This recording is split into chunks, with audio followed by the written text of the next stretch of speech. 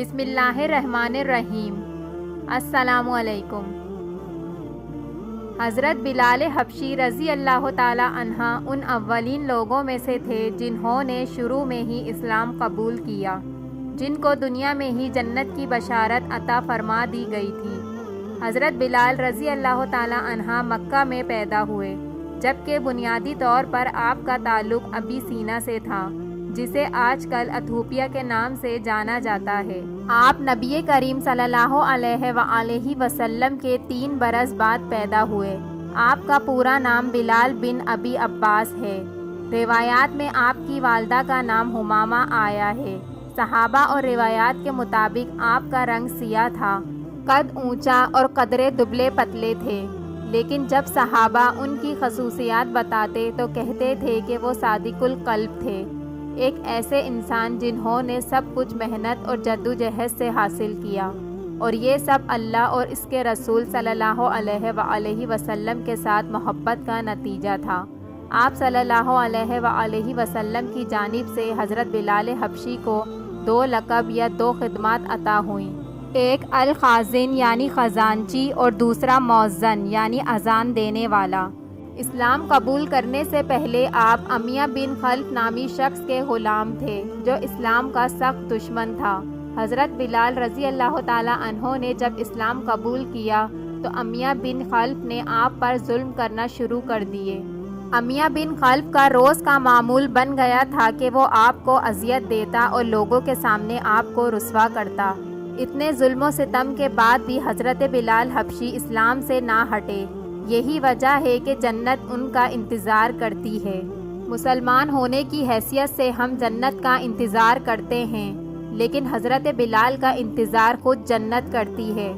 نبی کریم صلی اللہ علیہ وآلہ وسلم کا فرمان ہے کہ میں نے جنت میں بلال کے قدموں کی آواز اپنے قدموں سے آگے سنی ہے۔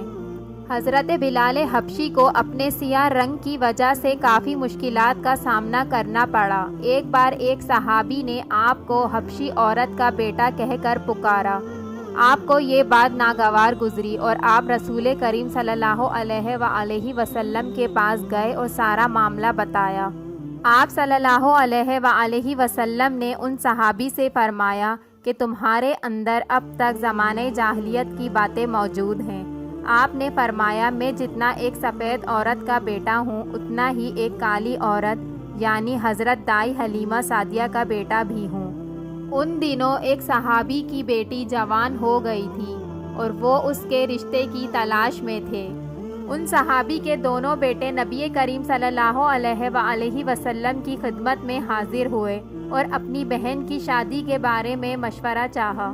نبی کریم صلی اللہ علیہ وآلہ وسلم نے فرمایا بلال کے بارے میں تمہارا کیا خیال ہے؟ اس پر وہ دونوں بھائی خاموش ہو گئے اور واپس چلے گئے۔ دوسری بار اسی غرض سے پھر حاضر خدمت ہوئے اور اس بار بھی نبی کریم صلی اللہ علیہ وآلہ وسلم نے سیدنا بلال حبشی کا ہی نام لیا۔ وہ پھر خاموش ہو گئے اور واپس چلے گئے۔ تیسری مرتبہ پھر بارگاہ اقدس میں حاضر ہوئے تو نبی کریم صلی اللہ علیہ وآلہ وسلم نے پھر سیدنا بلال حبشی کا نام لیا۔ اس بار بھی انہوں نے خاموشی اختیار کی تو نبی کریم نے انہیں خاموش دیکھ کر فرمایا تم بلال کو کیوں فراموش کرتے ہو؟ وہ اہل جنت میں سے ہے۔ رسول کریم کا یہ فرمان سن کر انہوں نے راضی خوشی اپنی بہن کے لیے حضرت بلال کا رشتہ قبول کر لیا۔ اس طرح ابو حقائد کی صاحبزادی کی شادی سیدنا بلال رضی اللہ تعالی عنہ سے ہو گئی۔ یوں بلال حبشی کی ازدواجی زندگی کا آغاز ہوا، لیکن اپنے آقا صلی اللہ علیہ وآلہ وسلم کی خدمت اور دینی معاملات میں ہرگز اسے حائل نہیں ہونے دیا۔ سیدنا بلال حبشی کی زوجہ محترمہ بھی انتہائی نیک اور پرہیزگار خاتون تھی۔ آپ کی پرہیزگار بیوی ہمیشہ شوہر کی اطاعت اور وفا کا عملی نمونہ پیش کرتی تھیں۔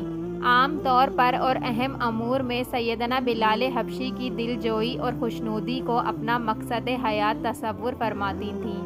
اس خوشگوار زندگی میں بہت کم تلخی کے مواقع آئے۔ حضرت بلال حبشی بھی ایک اچھے شوہر ثابت ہوئے۔